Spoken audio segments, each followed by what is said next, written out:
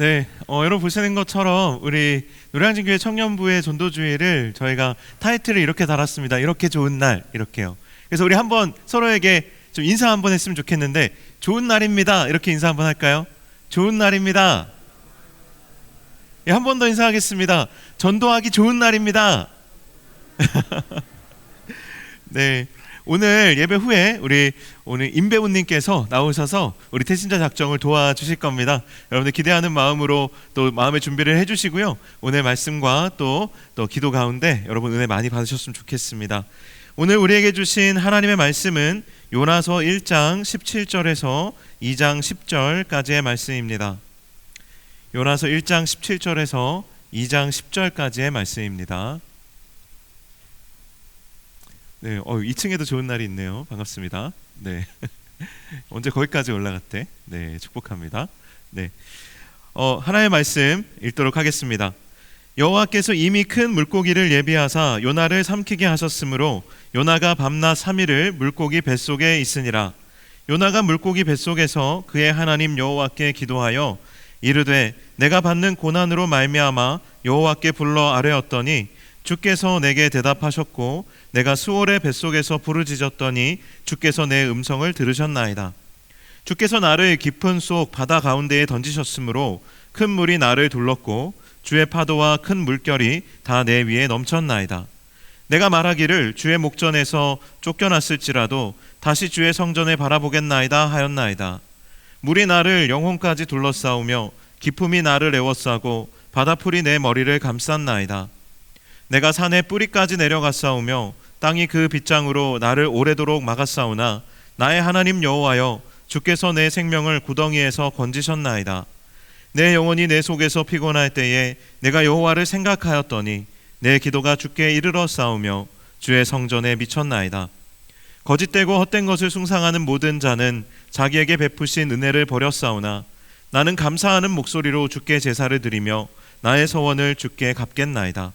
구원은 여호와께 속하였나이다 하니라. 여호와께서 그 물고기에게 말씀하시매 요나를 육지에 토하니라. 아멘. 네. 오늘 우리가 함께 나누게 될 본문의 말씀은 바다에 던져진 요나가 물고기 뱃속에서 3일을 지내면서 하나님께 드린 기도의 내용을 사실 담고 있습니다. 여러분, 요나가 왜 물고기 뱃속에 들어가게 됐을까요?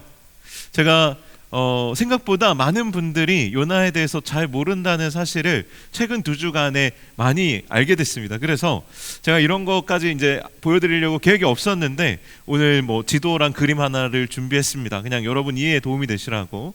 그림 띄워주시면 좋을 것 같아요. 우리 지도 사진 있죠?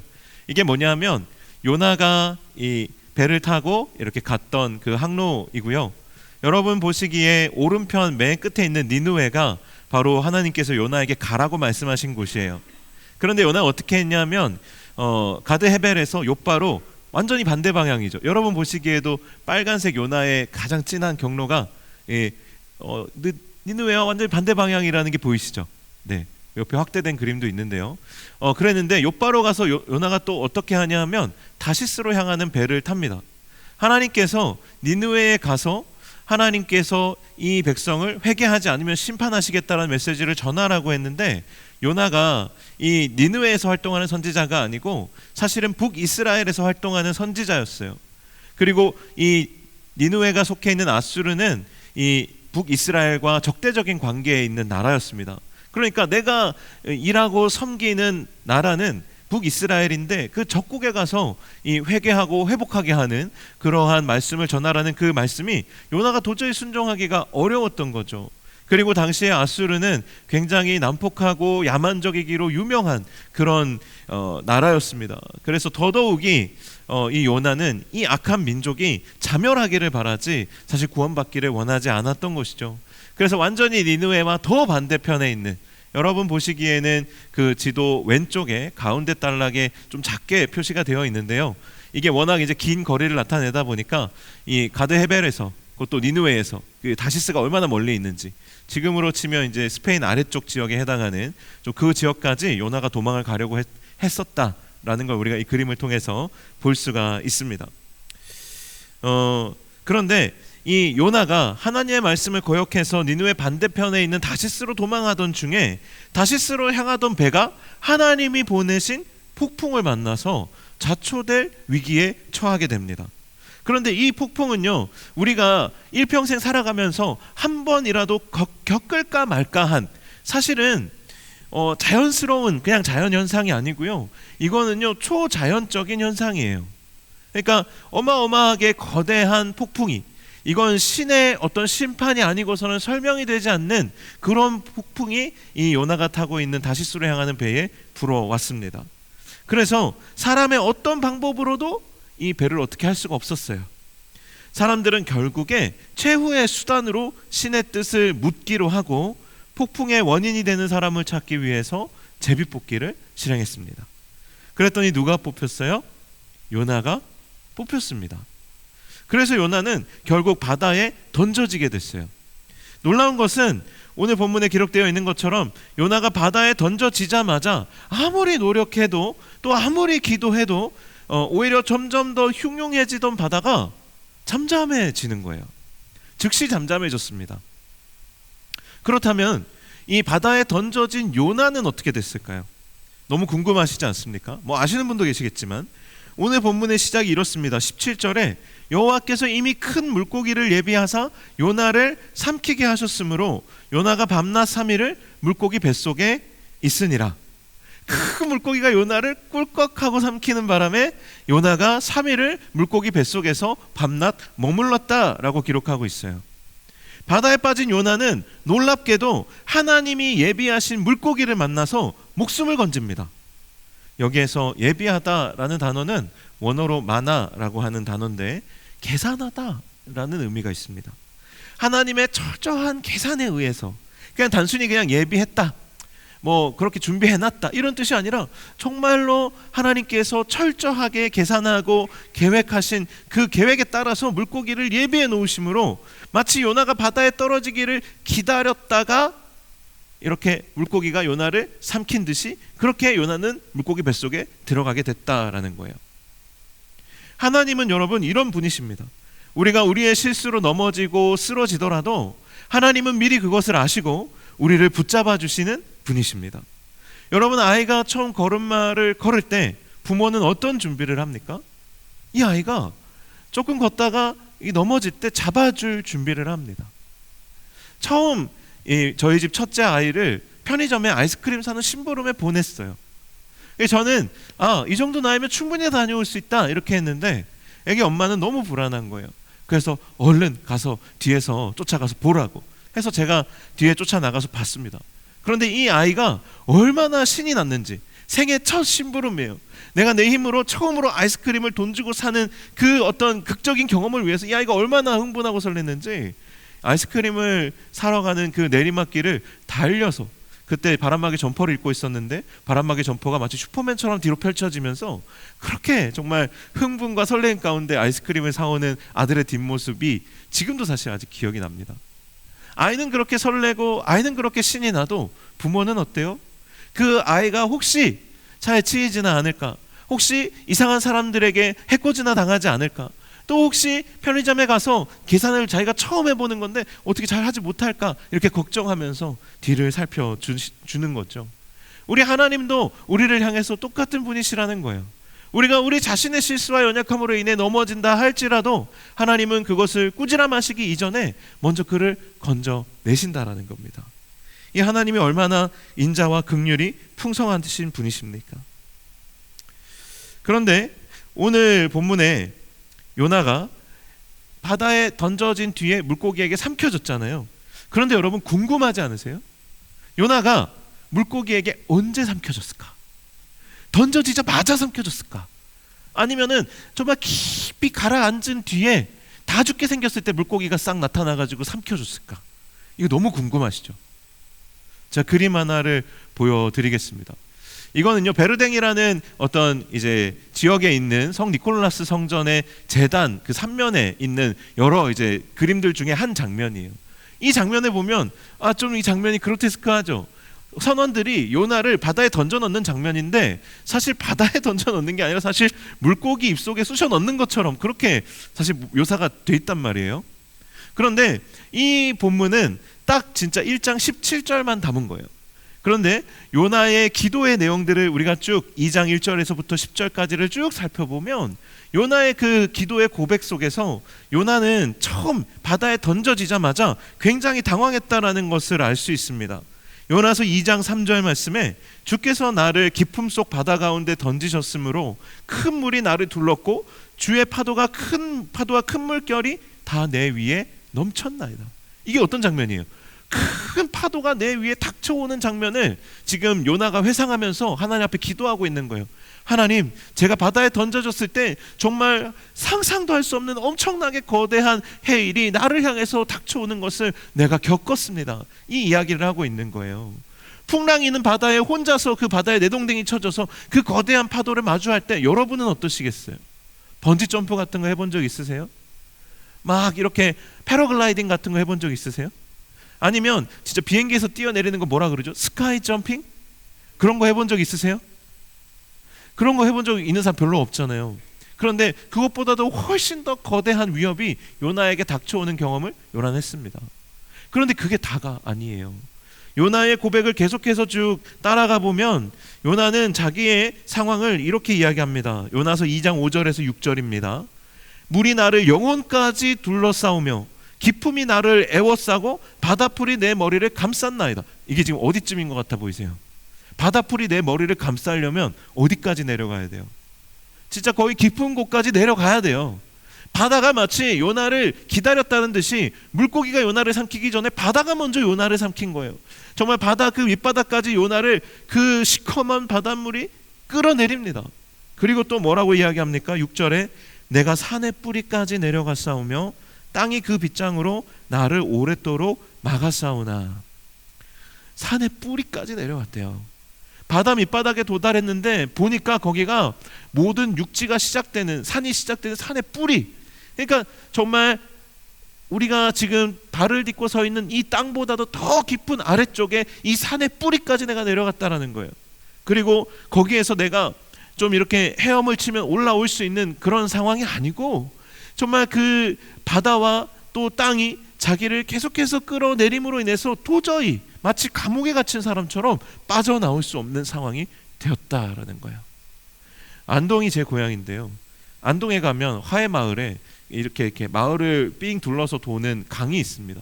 근데 하회가 물이 돈다라는 뜻이에요. 그런데 거기가 솔밭도 너무 예쁘고 백사장도 참 아름답고 또 그 앞에 있는 절벽도 너무 운치가 좋아서 많은 사람들이 거기에서 여름에 피서를 보냅니다. 그런데 거기엔 수영이 금지예요.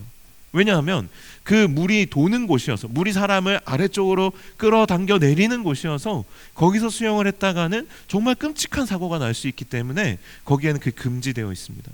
요나에게 이 바다가 그런 곳이었다라는 거예요. 도저히 헤쳐나올 수 없는 그런 어둠 가운데로, 그런 정말 산의 뿌리까지 밑으로 내려갔다라는 것입니다. 사실 요나가 이런 상황에 빠지게 된 이유가 뭘까요? 여러분이 아시는 이유 뭘까요? 하나입니다. 하나. 하나님을 거역했기 때문입니다. 그가 하나님의 말씀을 정면으로 거역했기 때문이에요. 하나님은요, 인간의 거역을 그 무엇보다도 싫어하십니다. 아담과 하와가 왜 쫓겨났을까요?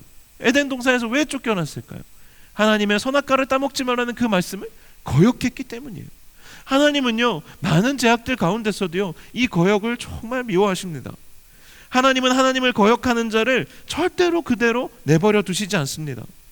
하나님께서 아직 요나를 포기하지 않으셨기 때문에 큰 물고기를 예비해서 그를 구원해 주셨지만, 그렇다고 해서 여전히 하나님을 거역하고 있는 요나를 그대로 내버려 두시는 하나님은 아니시라는 거예요. 이걸 분명히 해야 해요. 우리가 교회에서 듣는 설교들이 이제 복음주의 설교가 많습니다. 그리고 하나님의 사랑에 대해서 강조하는 설교들이 많습니다. 왜냐하면 우리가 워낙에 죄책감과 실패감 가운데 많이 살아가고 있기 때문에 하나님의 사랑을 선포해주는 설교가 너무나도 필요합니다. 오늘도 그러한 하나님의 은혜와 사랑에 대해서 전할 겁니다. 하지만 그럼에도 불구하고 그렇다고 해서 하나님이 자신을 거역하는 사람을 그대로 방치하고 내버려 두는 분이 절대 아니라는 거예요.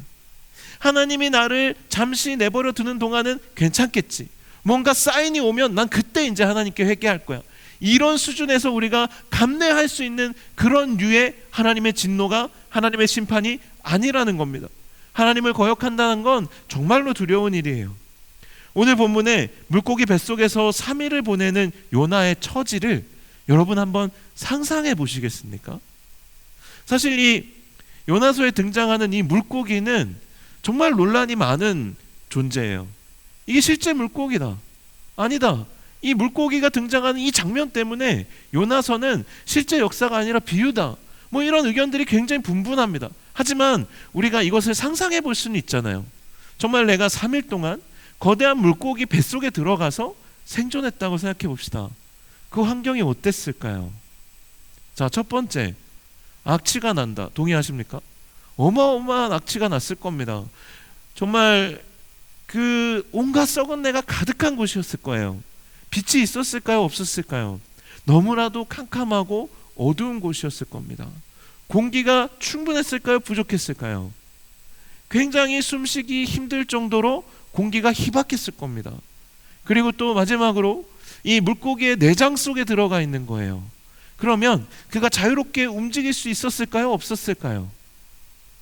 마치 큰 바위에 짓눌려 있는 것처럼 물고기의 내장 사이에 끼어서 그런 비참한 시간을 2박 3일 동안, 3일, 밤낮 3일이라고 했으니까 3일 내내 온전히 겪었을 거라는 겁니다.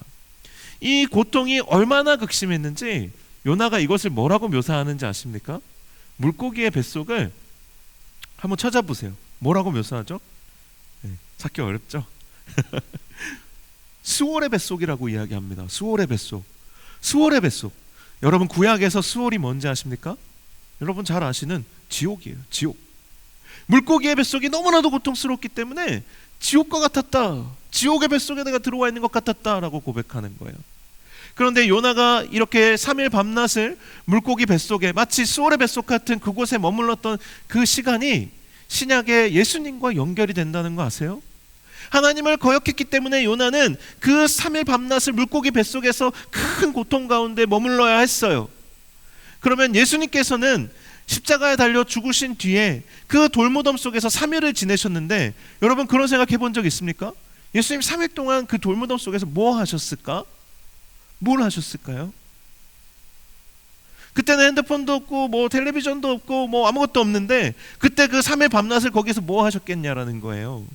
우리는 이 요나의 상황을 통해서 뭘 할 수 있냐면, 예수님이 요나는 자신의 죄 때문에 그 3일 밤낮을 수월의 뱃속에서 머물렀지만, 하나님은 요나와 같이 하나님을 거역하는 우리의 죄 때문에 그 3일 동안 무덤 속에서 하나님의 진노 아래 계셨다라는 거예요.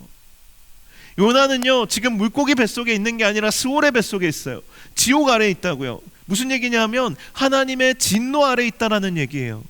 지옥은 우리가 흔히 죽으면 가는 곳이라고 생각하지만, 지옥은 영원히 하나님의 진노 아래 살아가는 곳이 지옥이에요. 예수님께서 요나 같은 우리 때문에 사흘 밤낮을 그 무덤 속에서 하나님의 진노 아래 계셨다고요. 요나의 그 물고기 뱃속 같은 정말 악취나고 더럽고 그리고 캄캄하고 어둠 가운데 있으며 절망적인 상황에서 정말 숨쉬기도 어렵고 그리고 또한 꼼짝달싹할 수 없이 완전히 결박되어 있는 정말 그러한 상황 가운데 예수님께서 계셨다라는 거예요. 에이, 뭐 2박 3일인데 뭐, 아니 뭐 하루 그냥 좀 잘 버팅기고 그냥 하루 내가 죽었다 생각하고 하루는 이제 내가 이제 곧 있으면 나간다 생각하면, 뭐 우리가 이제 억지로 진짜 가기 싫은 수련회 억지로 간 사람이 수련회 버티듯이 2박 3일 그러듯이 그냥 이렇게 잘 버텨내면, 아니 2박 3일 뭐 그렇게 긴 시간도 아니고 뭐 그렇게 어려워요. 뭐 지옥 3일 정도 갔다 올 수 있지. 우리가 그렇게 생각할 수 있지만, 제가 성경을 묵상하고 또 성경을 연구하면서 제가 깨닫게 되는 것들 중에 하나가 이 하나님과 인간 사이의 이 시간의 개념의 차이예요. 여러분, 우리에게 시간은 길이로서 흐르는 시간이에요. 그냥 순차적으로 흘러가는 시간입니다. 그런데 하나님에게는요, 이 시간이 깊이로 흐르는 시간이 하나 더 있습니다. 하나님에게는요, 이 베드로 전후서에 기록되어 있는 것처럼 하루가 천년 같고 천년이 하루 같은 분이세요. 이걸 어떻게 설명할 거예요? 여러분 있잖아요, 지옥에서 하루를 우리가 지낸다 했을 때 그곳은 영원한 하나님의 진노가 담겨 있는 곳이거든요. 그 하루는 곧 천년과도 같은 거예요. 조금 더 여러분이 익숙한 걸로 예를 들자면 마치 인터스텔라에 등장하는 시간의 개념 있죠. 중력의 차이로 인해서 이 행성에서의 한 시간이 지구에서는 7년이에요. 그런데 그 영화상에서 사고가 터지죠. 그 행성에 원래 한 시간 정도만 있어야 되는데 4일을 머물게 된 거예요. 4시간을 머물게 된 거예요. 미안해요. 한 시간이 7년이었던 것 같아요. 그래서 거기에 4시간을 머물렀는데 정말 지구의 시간으로는 28년이라는 시간이 지나가 버리는 거죠. 그래서 그 영화가 굉장히 애잔하게 뒤에 막 딸과 아버지 관계가 이어져 가지 않습니까? 못 보신 분들도 계실 수 있으니까. 하나님의 시간이 그렇다라는 거예요. 우리 예수님께서 요나가 정말 하나님의 진노 아래 3일을 보냈는데 이것은요 그냥 단순히 우리가 생각하는 물리적인 3일의 시간을 훨씬 뛰어넘는 거예요. 요나의 삶을, 요나의 생각을, 요나의 태도를 송두리째 바꿔놓을 수 있는 그러한 정말 하나님의 영원함과의 만남이었어요. 하나님의 어떤 천국의 그 영원함을 맛봤다면 너무 좋았겠지만 그는 하나님의 진노의 끝을 봤어요. 예수님도 마찬가지예요. 요나 같은 우리 때문에 그 영원한 하나님의 진노의 그 끝을 그 무덤 속에서 보신 거예요. 이것이 우리에게 참 너무나도 중요한 것입니다. 그래서 하나님을 거역하는 삶은요 그냥 한 3일 정도 고생하고 돌아오면 되는, 해결되는 그런 문제가 아니고 우리에게 영원한 고통을 주는 징벌이 있는 것이 하나님을 거역하는 사람의 삶의 모습이에요. 하나님을 거역하는 삶은요 그래서 자기 인생의 스불제, 스스로 불러온 재앙, 이걸 불러일으키는 것과 같습니다. 그런데 오늘 본문의 요나의 기도를 우리가 묵상해 보면 놀라운 하나님의 은혜의 메시지가 이 요나를 향한 하나님의 정말 그 심판 안에 또 함께 담겨 있음을 볼 수가 있습니다. 하나님을 거역해서 스스로 불러온 재앙을 겪고 있음에도 불구하고 요나가 하나님을 바라보며 기도할 때, 2장 전체가 요나의 기도라고 했잖아요. 요나가 몇 번 기도했는지 나중에 한번 찾아보세요. 요나가 하나님을 향해서 기도했어요. 요나가 바다에 첨벙하고 빠져들었을 때 바로 그 시점에서 큰 파도가 덮쳐올 때 요나가 마음속으로 뭐라고 기도했는지 아십니까?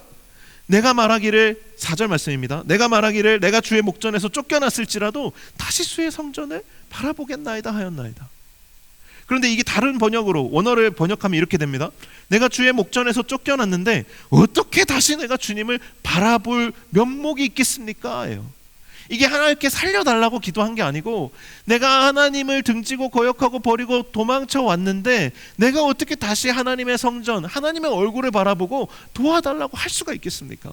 그런데 하나님이 이 말할 수 없는 탄식, 요나의 어떻게 보면 그 내적인 비명을 들으시고 요나를 위해서 그 바다 깊은 곳에 물고기를 예비해 주셨다라는 거예요. 그리고 요나가 물고기 뱃속에서 3일의 그 끔찍한 지옥의 저주를 경험하고 있을 때에 또 요나가 정말 하나님 앞에 하나님의 은혜를 의지해서 기도합니다. 오늘 본문에 우상 숭배자들은 다 그 소원을 온전히 갚지 않고 떠나가지만 나는 절대로 그 하나님의 은혜를 저버리지 않고 나의 소원을 하나님께 갚을 것입니다. 이렇게 고백합니다. 여기에서 하나님의 은혜가 무엇이냐면요, 조건적인 그런 은혜가 아니에요. 여러분이 많이 들어보셨겠지만 헤세드라는 은혜입니다. 하나님이 나의 어떠함과 상관없이 나의 있는 모습 그대로 나를 결코 포기하지 않으시고 끝까지 나를 붙잡아 주신 것을 내가 이 물고기 뱃속에서 고백합니다. 하나님의 진노 아래 내가 있지만 그 진노 안에서도, 그 진노 가운데서도 긍휼을 베푸시는 헤세드의 하나님을, 전적인 하나님의 은혜로 우리를 구원하시는 그 하나님의 은혜를 내가 신뢰하고 믿고 의지합니다. 내가 주님께 감사의 찬송을 올려드리며 나의 소원을, 나를 살려주시면 나의 소원을 갚겠습니다. 나에게 주신 사명을 감당하겠습니다. 이 대가 지불을 내가 하겠습니다. 이렇게 고백하고 있는 거예요.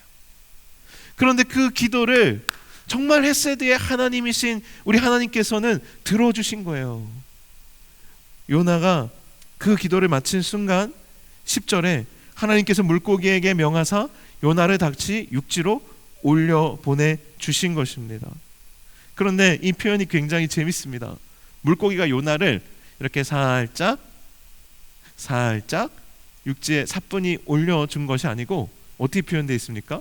웩 하고 토해냈다라고 표현하고 있습니다. 이게 굉장히 재밌는 표현입니다. 성경에요 재밌는 표현들이 많이 있습니다. 나중에 제가 차차 소개해 드릴 텐데 이 요나를 육지에 토해낸 것도 굉장히 재밌는 표현입니다. 물고기가 요나가 역겨웠던 거예요.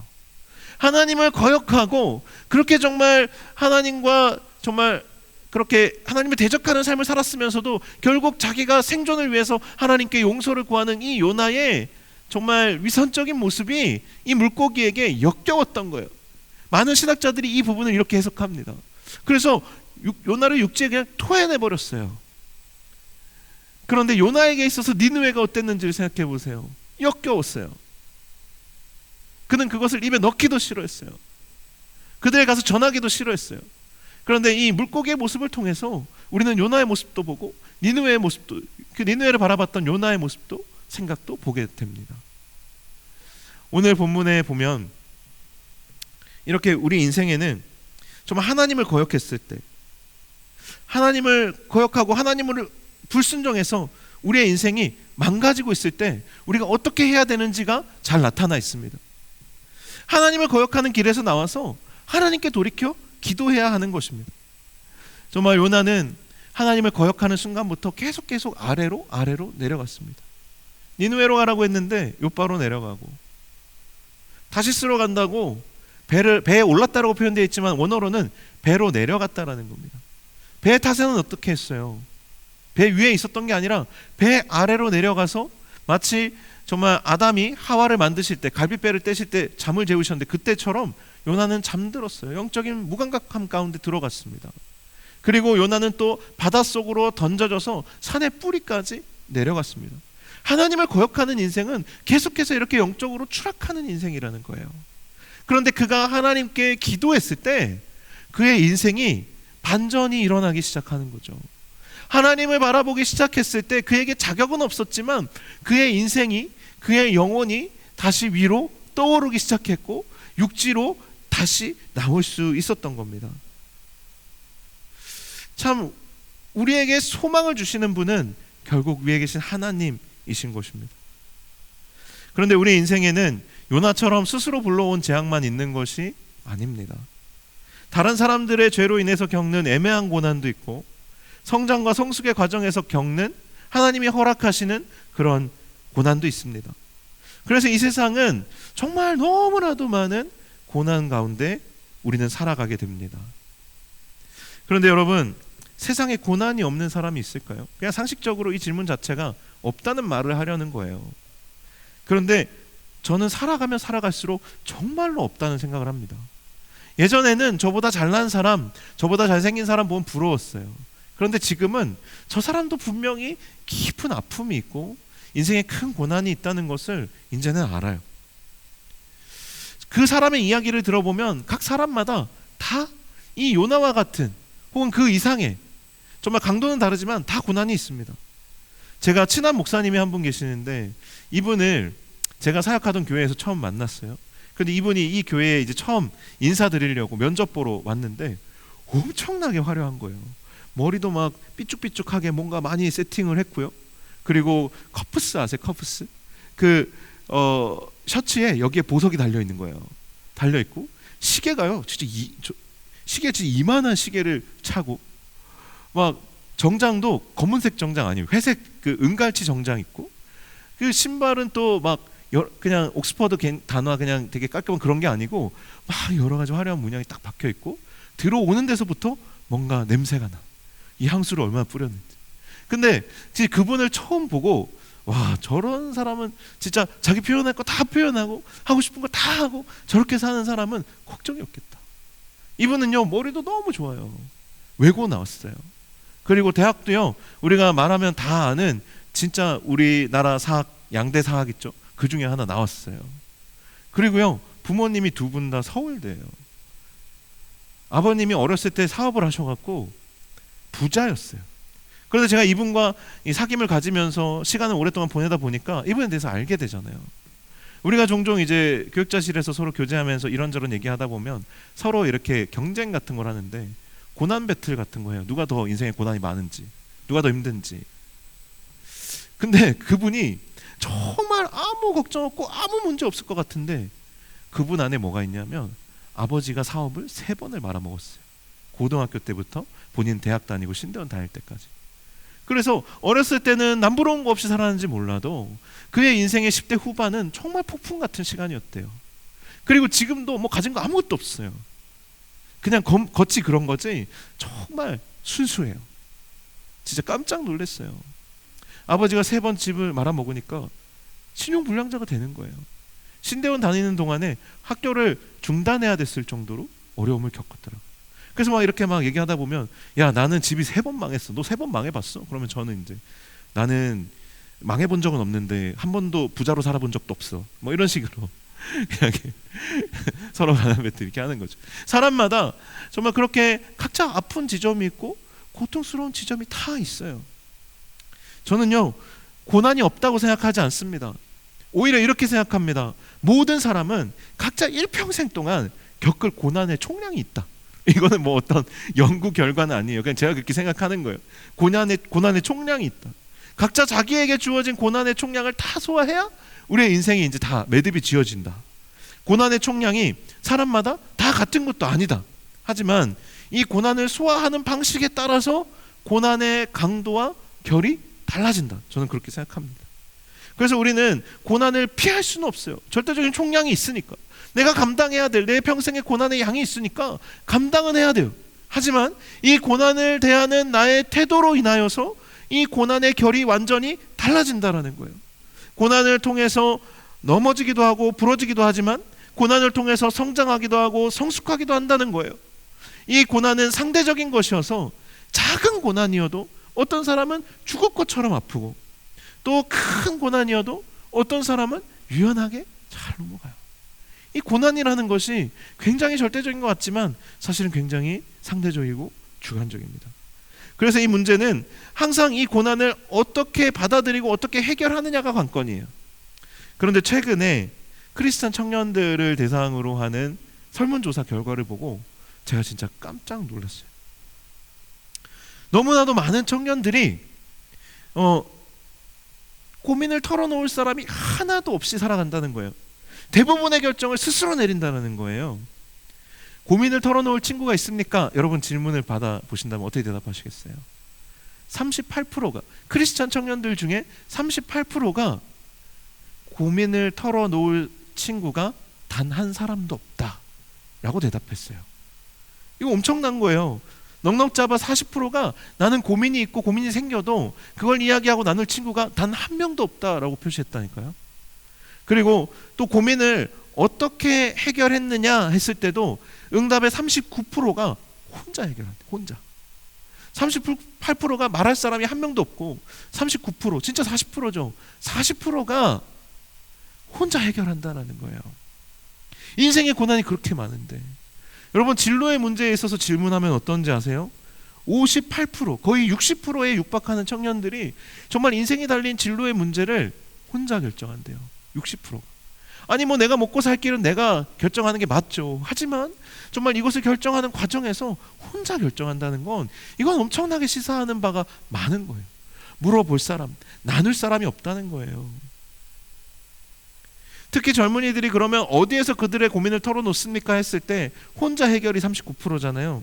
그 다음이 친구, 어머니, 인터넷, 가족, 아버지 되게 후순인데 선후배인데 정말 자존심상한 건 뭐냐면 목사는 아예 순위에 없어요. 여러분 사람에게도 말하지 못하는 고난과 고민을 여러분 하나님께는 여러분 얼마나 이야기할 수 있을까요? 여러분이 고민하고 선택하는 것들이 과연 정말 하나님을 거역하고 하나님께 반역하는 것인지 아닌지에 대해서 여러분 어떻게 분별하고 계세요?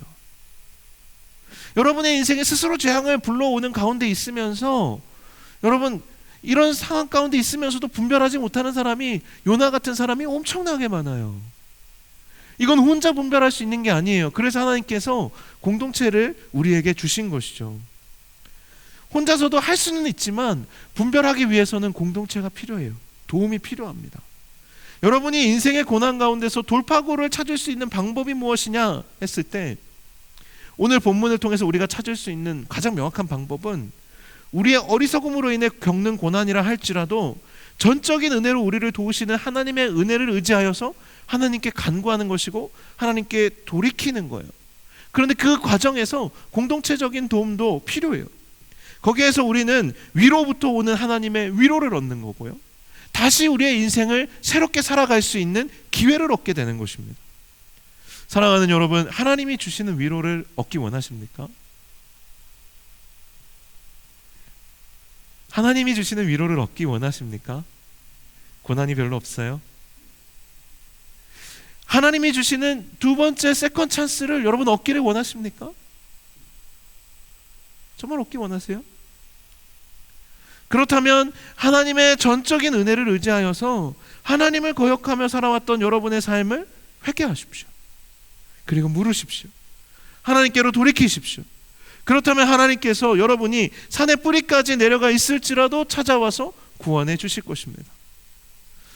사랑하는 여러분, 오늘은 태신자를 작정하는 이렇게 좋은 날의 첫 번째 주일이고요, 또 여러분 보시듯이 여기에 첫 번째 초에 이제 불이 밝혀져 있는 정말 성탄절을 기다리는 주님의 오심을 우리가 다시금 기억하고 또 다시 오실 주님을 기다리는 대림절 첫 번째 주간입니다. 힘든 날들 중에도 이렇게 좋은 날들이 있는 것이죠. 오늘 본문은 요나의 고난으로 가득하지만 동시에 요나서 전체에 하나님의 전적인 은혜, 헤세드가 가장 강력하게 선포되어지고 있는 본문이기도 합니다. 우리가 가장 바닥을 치고 있을 때, 바로 그때가 하나님의 때입니다. 하나님의 은혜가 선포되고 하나님의 역사가 시작되기 좋은 날이 바로 이 산의 뿌리까지 내려가 있을 때의 나의 상태라는 겁니다. 여러분 자신도 보지만 여러분 주변도 한번 보십시오. 하나님을 떠나서 영적인 침체에 빠져 있는 친구들이 있지 않습니까? 아까 재윤이 같은 친구, 또 누구였지? 우리 임배우님의 친구, 승윤이, 네, 그런 친구들 있지 않습니까? 괴로운 인생길에서 방황하다가 길을 잃은 친구가 있지 않습니까? 위로부터 임하는 하나님의 위로가 필요한 친구가 여러분 있지 않습니까? 그리고 여러분의 친구 중에 이제는 정말로 하나님께로 나올 때가 된 친구가 있지 않습니까? 어떤 한 지체가 저에게 물었어요. 친구가 있는데 전도를 하고 싶은데 어떻게 말을 꺼내야 될지 모르겠다, 그러는 거예요. 좋은 말들이 많이 있죠. 설득할 수도 있고, 많이 맛있는 걸 사먹일 수도 있고, 좋은 선물을 줄 수도 있고. 그런데 여러분이 정말 기도하고 담대하게 그를 초청하는 것도 방법이에요. 그리고 또 여러분이요, 선지자 역할을 감당해야 될 수도 있어요. 그냥 그 친구의 눈을 똑바로 보고 너 이제 교회 나올 때가 됐다, 이렇게 얘기해 주는 것도 필요해요. 여러분과 과연 정말 오랫동안 그런 시간을 함께 보낸 좋은 친구라면 그 말 뜻이 무슨 뜻인지 이해할 거예요. 어렵게 생각하지 말라는 겁니다.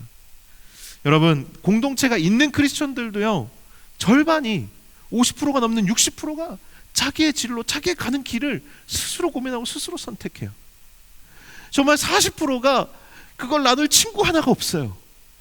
인생은 너무 고달프고 힘들고 지치고 막 어디로 가야 될지 내가 모르겠는데 그거를 나누고 이야기할 친구 하나가 없는 게 그 정말 기독 청년 안에도 그만큼이라고요.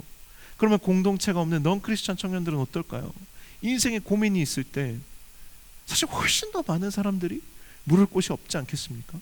이렇게 공동체가 있는데도 40%가 스스로 결정을 해야 되는 정말 그런 외로운 삶을 살아가는데, 이 세상을 살아가는 사람들, 하나님 없이 살아가는 사람들, 자신들이 알든 모르든 하나님을 대적하면서 살아가고 있는 그런 맹목적인 삶을 살아가는 사람들에게 그 마음속에 그들의 영혼에 뭐가 있겠어요? 깊은 외로움이 있는 겁니다. 말로 다 표현할 수 없는 하나님의 진노 아래 느끼는 답답함이 있는 겁니다. 캄캄함이 있는 겁니다. 역겨움이 있는 거예요. 여러분, 여러분들의 친구들, 이웃들을 한번 떠올려 보십시오. 우리 자신과 우리 친구들, 이웃들, 또 가족들 중에 고난 가운데 특별히 요나와 같이 그렇게 징계를 받는 것처럼 어려움과 힘겨움 가운데 있는 사람들이 있다면 스스로 불러온 재앙 가운데 있는 이들을 위해서 오늘 하나님의 전적인 은혜를 구하며 우리 자신을 위해서도 기도하지만 이들을 위해 기도할 수 있는 오늘 이 시간이 되기를 간절히 소망합니다. 할렐루야. 예, 오늘 설교를 한 평소보다 10분 정도 길게 했는데 굉장히 피곤한 얼굴들이셔서 제가 죄를 지은 것 같네요. 하지만 정말 여러분, 아닙니다. 죄를 지은 게 아니에요. 하나님의 말씀은 정말 살아있는 말씀이에요. 여러분 마음 가운데 오늘 함께 찬양팀 앞으로 나오시면 좋겠는데요, 오늘 함께 찬양할 때요, 정말 어디에 말할 수 없었던 것들, 정말 혼자 고민했던 것들이 우리 안에도 있잖아요. 밖에 그런 사람들이 더 많을지도 모르지만 정말 하나님 앞에 이것을 토해놓고 기도하고 우리의 마음을 열고 정말 하나님의 위로부터 오는 위로를 구할 수 있는 이 시간이 되기를 간절히 소망합니다. 우리 함께 찬양하겠습니다.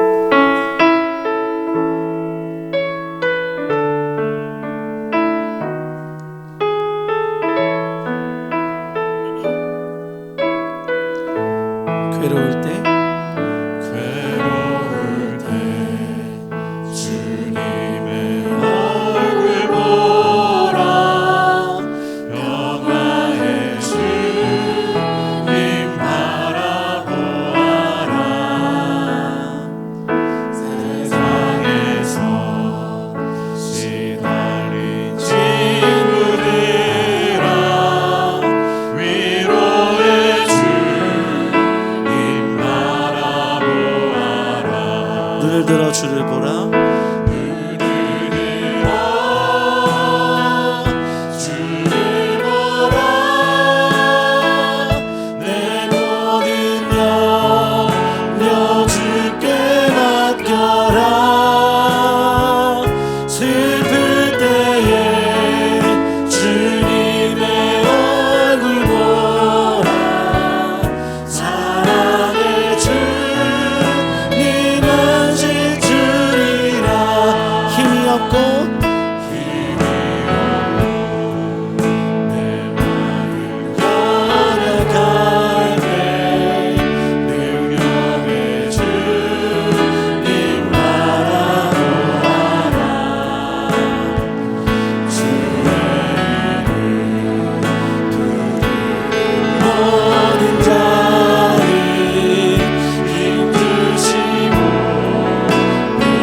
우리 다 자리에서 일어나서 고백하겠습니다. 눈을 들어 주를 보라 주를 보라 내 모든 염려 주께 맡겨라 슬플 때에 주님의 얼굴 보라 사랑의 주 눈을 들어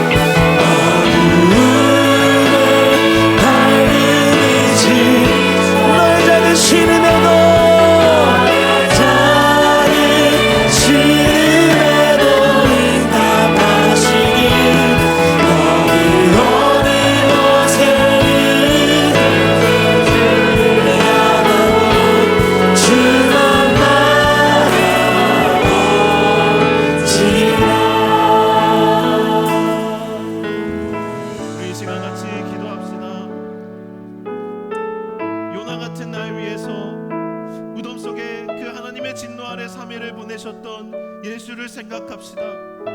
정말 물고기조차도 역겨워 토해낼 정도로 하나님, 죄인인 나를, 하나님을 늘 배반하고 반역하며 거역하며 살아가고 있는 나를, 숨쉬는 것조차도 하나님 보시기에 정말 부끄러운 나의 모습이지만 하나님, 나를 이 깊은 산의 뿌리까지 내려간 하나님 절망적인 삶 가운데에서 건져 주시옵소서. 내가 주의 얼굴을 향하여 간구하오니 주여 당신의 그 은혜 헬스들을 베풀어 주시옵소서. 우리 이 믿음을 가지고 지금 기도하겠습니다. 주여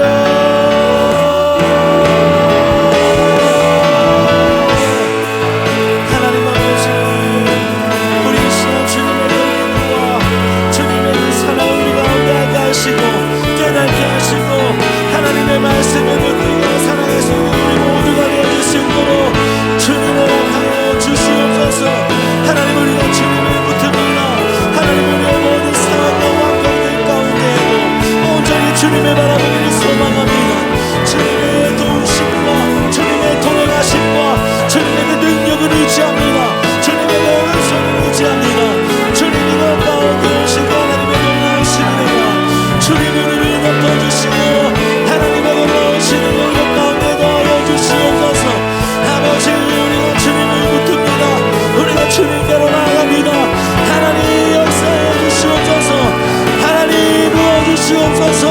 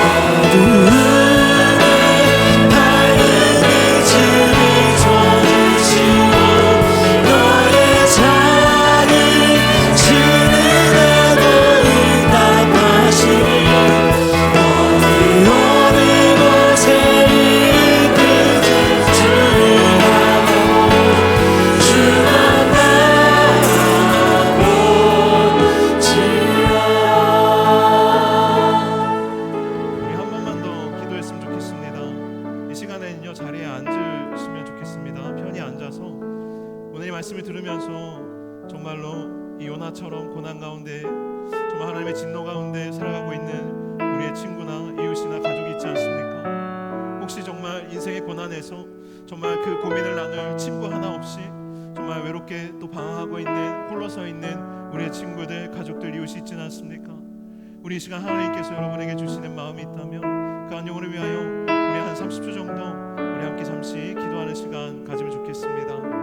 우리 함께 기도하겠습니다. 하나님 아버지 감사합니다. 하나님, 우리의 이웃들 가운데, 우리의 친구들 가운데 하나님 참으로 정말 고난 가운데 주저앉아서 하나님 눈물로 하나님 인생을 써내려가고 있는 하나님 안타까운, 하나님 참으로 정말 불안한 영혼을 하나님 불쌍히 여겨주시고 하나님 이들의 아버지의 모든 상황 가운데 찾아가 주셔서 하나님 그들의 눈물을 닦아주시고 하나님 우리와 손을 맞잡을 수 있도록 하나님 연결하여 주시고 그리스도께서 우리와 그들 사이에 서셔서 하나님 그들을 주님께로 초청하여 주시옵소서.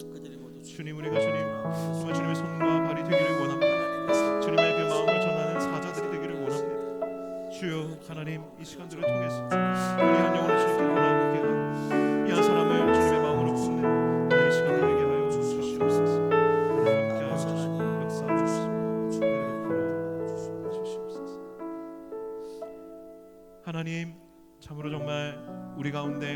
하나의 화목함이, 주님의 평화가 하나님 우리 안에 먼저 회복되게 하여 주시고, 이 땅에 홀로 고민하며 방황하는 수많은 영혼들을 향하여 나아가 그 주님만이 우리에게 주실 수 있는 그 평화와 화평함, 그 평안을 하나님 전할 수 있도록 은혜를 베풀어 주시옵소서. 아멘. 이제는 우리 주 예수 그리스도의 은혜와 아버지 하나님의 놀랍고 크신 사랑과 성령의 교통하심이, 하나님의 전적인 은혜를 의지하며 하나님의 이름을 부르고 하늘의 위로를 구하는 여기에 모인 노량진의 모든 청년들, 또 함께 예배하는 모든 이들 가운데 이제로부터 영원토록 함께 하시기를 간절히 축원하옵나이다. 아멘.